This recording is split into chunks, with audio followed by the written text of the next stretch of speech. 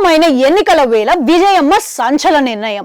YS Vijayamma ఏపీలో ఎన్నికల heat, summer heat ని మించే వేళ ఒక కీలకమైన నిర్ణయం తీసుకున్నారు అని అంటున్నారు.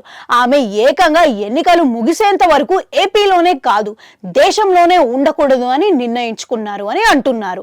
ఆమె విదేశాలకు పయనమవుతున్నారని కూడా అంటున్నారు. ఆమె ఎన్నికల వేడి ముగిసి ఫలితాలు వచ్చేంత వరకు తిరిగి దేశంలోకి అడుగు పెట్టరని ఒక ప్రచారం పెద్ద ఎత్తున సాగుతుంది.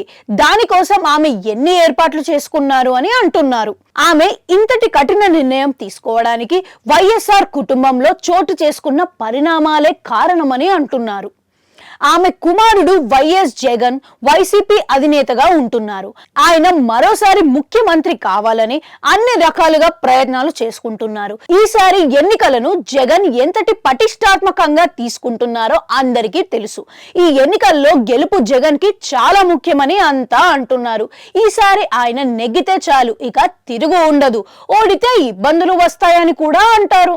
ఆమె కుమారుడు అత్యంత క్లిష్టమైన పరిస్థితులను ఎదుర్కొంటున్నారంటే కుమార్తె షర్మిల కాంగ్రెస్ పార్టీలో చేరారు.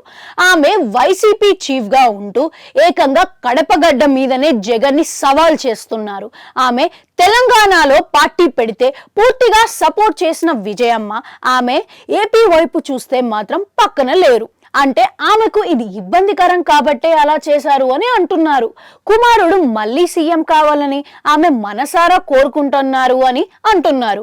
అయితే జగన్ కి ఎదురు నిలిచిన షర్మిలని ఆమె దీవిస్తున్నారు. ఆమె రాజకీయ ఆకాంక్షలను కాదనలేకపోతున్నారు.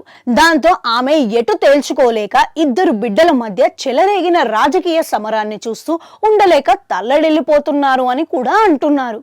ఈ పరిస్థితుల్లో ఎవరికి వారు తమకు ప్రచారం చేయమని ఆమె మీద ఒత్తిడి వచ్చే అవకాశం ఉంది.